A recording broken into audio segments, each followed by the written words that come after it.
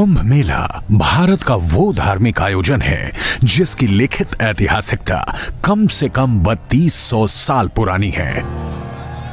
सनातनी परंपरा और महाकुंभ का इतिहास विश्व में प्रचलित किसी भी धार्मिक आयोजन से भी प्राचीन है। महाकुंभ का आधार समुद्र मंथन से जुड़ा है। पौराणिक मान्यताओं के मुताबिक अमृत कलश से जहां जहां पर अमृत की बूंदें गिरी वहां वहां पर कुंभ का आयोजन होता है।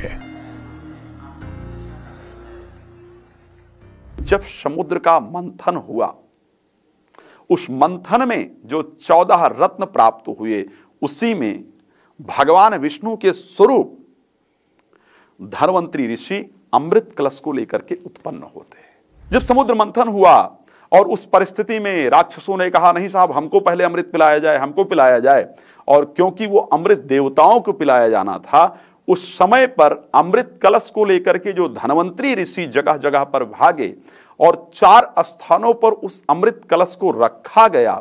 उस समय उस कलश को टूटने से बचाया गया, छलकने से चंद्रमा ने बचाया, टूटने से बृहस्पति सूर्यदेव ने बचाया, बृहस्पति ने अपना योगदान किया, शनि ने इंद्र के प्रकोप से उसको बचाया। तो ये जो ग्रह विशेष रूप से सूर्य हो गए, चंद्रमा हो गए, बृहस्पति हो गए और शनि हो गए, इन चारों ग्रहों की जो विशेष इन्वॉल्वमेंट रही उसको बचाने में, इसी कारण से इन चारों ग्रहों की एक एक परिस्थिति में आने से इन चारों स्थानों पर कुंभ, महाकुंभ और अर्धकुंभ का जो आयोजन होता है वो होता है। शिव पुराण, मत्स्य पुराण, पद्म पुराण, स्कंद पुराण, भविष्य पुराण समेत सभी पुराणों में समुद्र मंथन का जिक्र मिलता है। लेकिन महाकुंभ का आयोजन कब शुरू हुआ था, इसको लेकर कोई ठोस प्रमाण नहीं है। इतिहासकारों में इसे लेकर मतभेद है। कुंभ का उल्लेख ऋग्वेद में भी है।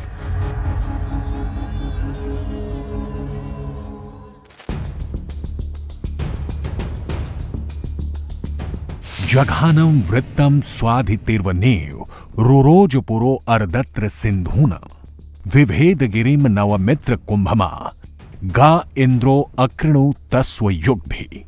ऋग्वेद की 10वीं मंडल के 79 सूक्त के 7वें मंत्र में कुंभ शब्द का जिक्र है, लेकिन यह देवराज इंद्र के बारे में है। इसमें इंद्र को शत्रुनाशक और जल प्रदान करने वाला बताया गया है। ऋग्वेद में कुंभ का अर्थ कच्चे घड़े से है। कुंभ मेला या फिर स्नान से इसका कोई संबंध नहीं है। ऋग्वेद के 10वें मंडल के 75वें सूक्त में गंगा, यमुना और सरस्वती नदियों का वर्णन मिलता है। इसे त्रिवेणी संगम से जोड़कर देखा जाता है। ऋग्वेद के 600 साल बाद लिखे अथर्ववेद में भी पूर्ण कुंभ शब्द मिलता है, जो कि चौथी मंडल के 34वें सूक्त में है। लेकिन यहां भी पूर्ण कुंभ को समय का प्रतीक माना गया है।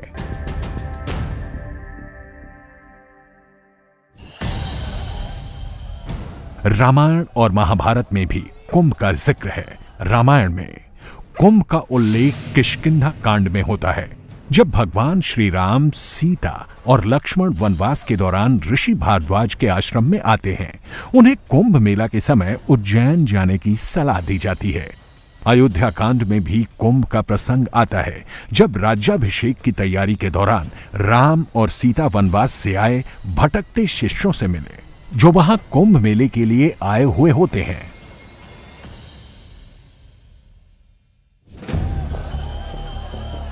महाभारत में कुंभ मेला का उल्लेख वन पर्व में होता है।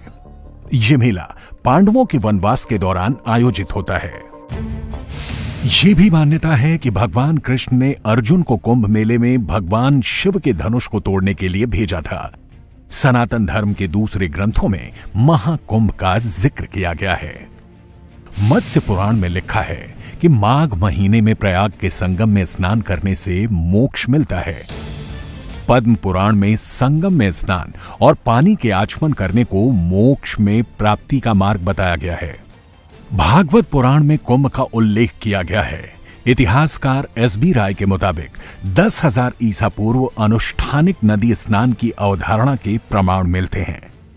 बौद्ध धर्म मंजिल निकाय में भगवान बुद्ध ने कहा है कि क्रूर लोगों के प्रयाग में स्नान करने से भी मोक्ष नहीं मिलता। महाकुंभ की शुरुआत को लेकर अलग अलग मान्यताएं हैं। कुछ ग्रंथों में बताया गया है कि यह सतयुग से चल रहा है। कई जगहों पर दावा किया गया है कि महाकुंभ का आयोजन मोहनजोदड़ो और हड़प्पा संस्कृति से पहले से होता आया है। कुंभ बनाए गए थे इंडस वैली में भी। और यदि हम, जैसा कि मैंने कहा कि यमुना ने जब अपना कोर्स बदला और संगम शुरू हुआ है, तो ये घटना तो करीब 12-14 हजार वर्ष पहले की है। तो निश्चित रूप से संगम और कुंभ दिन की शुरुआत हुई इंडस वैली के पहले। और जहाँ तक है इस जो हमारी माइथोलॉजी में मिलती है हिस्टोरिकली, जिसमें असुर और देवताओं के बीच एक संघर्ष होता है, उस संघर्ष के दौरान फिर अमृत की बूंदें छलकती हैं। तो वर्ल्ड हिस्ट्री में हम जानते हैं कि जो आज का सीरिया है, इस सीरिया में पहले असुर किंगडम था। तो असुरों का किंगडम 3rd मिलेनियम बीसी में था, जो कि अर्बन सिविलाइजेशन इंडस वैली से करीब 500 वर्ष पहले की घटना है। सीरिया में असुर राजाओं का राज्य, और वो कंटिन्यू रहा करीब करीब बुद्ध के कुछ पहले तक, 7वीं सेंचुरी तक असुरों का राज्य सीरिया में रहा। और हमारे उनके ट्रेड रिलेशन थे। तो उस हिस्टोरिकल एविडेंस को यदि हम माइथोलॉजी से कनेक्ट करें तो हम ये समझ पाते हैं कि करीब 3rd मिलेनियम बीसी से असुरों और देवताओं के रूप में संघर्ष की कथा हमारे सामने आती है। इसके अलावा अथर्ववेद में हमें जो है अथर्व ऋषि का एक मंत्र प्राप्त होता है 4थे कांड में, जिसमें स्वर्ग से गिरने वाली अमृतमयी धारा का रेफरेंस मिलता है, जो कि 4थे कांड में है अथर्ववेद में। तो हम इंडस वैली, और ये अथर्व ऋषि का दिया हुआ मंत्र है, और अथर्व ऋषि जो हुए भगवान राम के पहले हुए। तो निश्चित रूप से इंडस वैली पीरियड के बहुत पहले से कुंभ की शुरुआत हो चुकी थी भारत में, ऐसा हम कह सकते हैं। कुछ ग्रंथों में यह भी बताया गया है कि महाकुंभ की शुरुआत करीब 850 साल पहले हुई, लेकिन यह तो तय है कि कुंभ मेले का महत्व प्राचीन काल से रहा है। यह आयोजन छोटे धार्मिक अनुष्ठानों से बढ़कर एक सनातनी महोत्सव में बदल गया। महाकुंभ का ऐतिहासिक उल्लेख प्राचीन शिलालेखों से भी मिलता है। 600 ईसा पूर्व में बौद्ध लेखों में नदी मेलों की उपस्थिति का प्रमाण मिलता है। 300 ईसा पूर्व में भी इस प्रकार की बड़ी तीर्थ यात्राओं का जिक्र मिलता है। यह मेला संतों, विद्वानों और भक्तों का संगम था, जहां धार्मिक क्रियाएं, दार्शनिक चर्चाएं और आशीर्वाद प्राप्त करने के अवसर मिलते थे।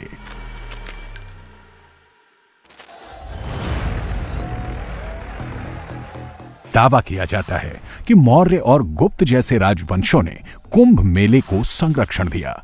इस काल में भारत की तीर्थयात्रा परंपरा ने गति पकड़ी और कुंभ मेला भक्ति और सांस्कृतिक एकता का प्रतीक बन गया। 4ठी और 6ठी शताब्दी ईसा पूर्व में कुंभ का जिक्र मिलता है।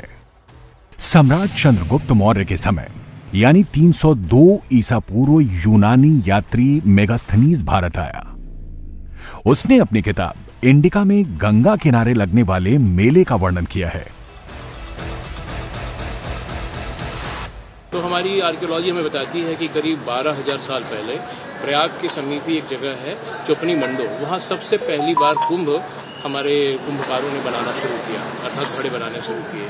तो एक हमें एक अपर लिमिट मिल जाती है 12,000 वर्ष पहले की। इसके बाद जो दूसरी आवश्यकता है वो गंगा और यमुना का संगम। तो हम महाभारत के वन पर से जानते हैं कि पहले यमुना अरेबियन सी में जाकर मिला करती थी, तो ये संगम बाद में बना। तो एक वो जियोलॉजिकली हम बात करें तो करीब 12-15 हजार वर्ष पहले ये टेक्टोनिक प्लेट में डिफरेंस आया, उसके बाद यमुना ने अपना रास्ता बदला है। तो कुंभ के लिए जो दोनों आवश्यक शर्तें हैं ये करीब 12-14 हजार साल पहले से पूरी हो जाती हैं। इसके बाद जो है हिस्टोरिकल रिकॉर्ड में हम देखते हैं तो भगवान बुद्ध ने उनका एक ग्रंथ है मध्यम निकाय, तो मध्यम निकाय में सबसे पहली बार इलाहाबाद में होने वाले मेले का रेफरेंस दिया हुआ है। तो मेला हो रहा था, संभवतः माघ का मेला हो रहा होगा। तो माघ के मेले की शुरुआत होती है, का पहला जो रेफरेंस हमें मिलता है वो भगवान बुद्ध के मध्यम निकाय के उपदेश से मिलता है। इसके बाद फिर जो है अकबर के शासनकाल में हमें आगे चल कर के अकबर के शासनकाल में हमें आगे चलकर कुंभ के आयोजन के रेफरेंसेस मिलने लगते हैं। और हमें ये भी पता है कि 1514 में उड़ीसा से चैतन्य महाप्रभु कुंभ की यात्रा पर आए थे। तो ये जो दो हैं सबसे पहले मिलने वाले रेफरेंस है प्रयागराज के कुंभ के संदर्भ में। जहाँ तक बात है दूसरे कुंभों की, तो पहला रेफरेंस हमें हरिद्वार में जो कुंभ पाया जाता है, कुंभ हुआ, उसका आयोजन का मिलता है 14वीं सेंचुरी से। तो 14वीं सेंचुरी और मुगल पीरियड के बीच में ही सारे रेफरेंसेस हैं, अर्लीस्ट रेफरेंसेस। और एक बड़ी महत्वपूर्ण बात है कि जो बीरबल थे अकबर के दरबार में, तो बीरबल जो है उन्होंने माघ मेले में भाग लिया था और यहाँ तपस्या की थी माघ मेले में। तो वो 1575 में आए थे। उनका एक इंस्क्रिप्शन भी इलाहाबाद के जो अशोक की प्रशस्ति है, अशोक का जो पिलर है, उस पिलर में उन्होंने भी अपना इंस्क्रिप्शन इंस्क्राइब करवाया हुआ है। तो ये सबसे पुराने एविडेंसेस हैं।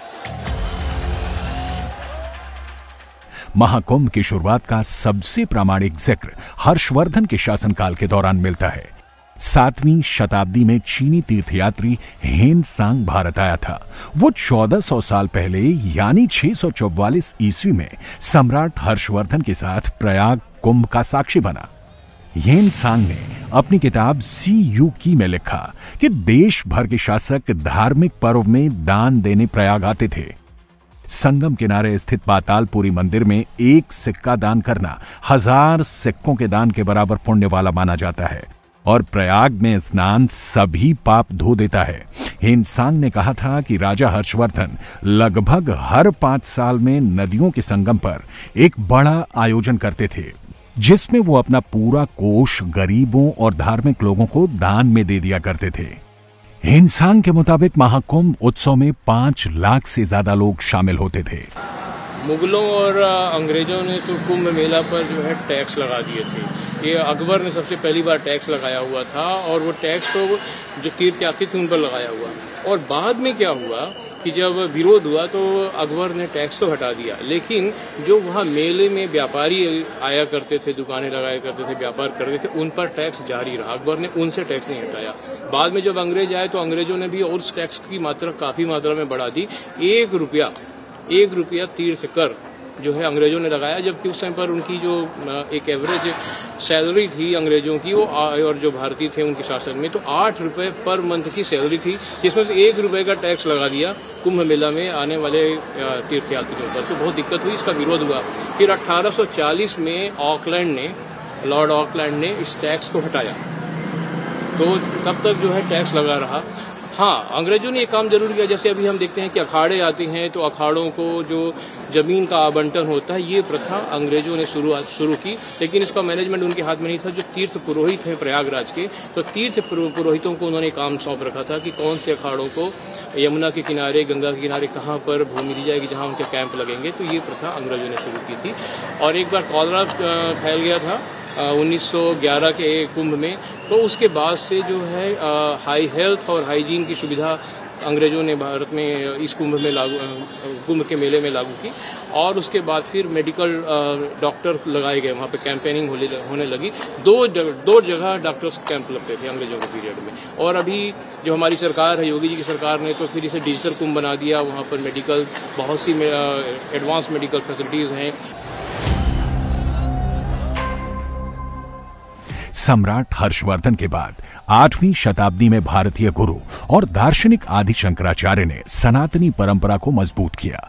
कई इतिहासकार आदि शंकराचार्य को ही कुंभ अनुष्ठानों के मौजूदा स्वरूप का जनक बताते हैं। आदि शंकराचार्य और उनके शिष्य सुरेश्वराचार्य ने 10 नामी सन्यासी अखाड़ों का गठन किया और संगम तट पर स्नान की व्यवस्था की थी। महाकुंभ का आधार देवासुर संग्राम और समुद्र मंथन से जुड़ा हुआ है। रामचरितमानस में तुलसीदास ने भी लिखा है कि माघ मकर गत रवि जब होई, तीरथ पति ही आव सब कोई, देव दनुज के नर नर श्रेणी, सादर मज्जा हे सकल त्रिवेणी।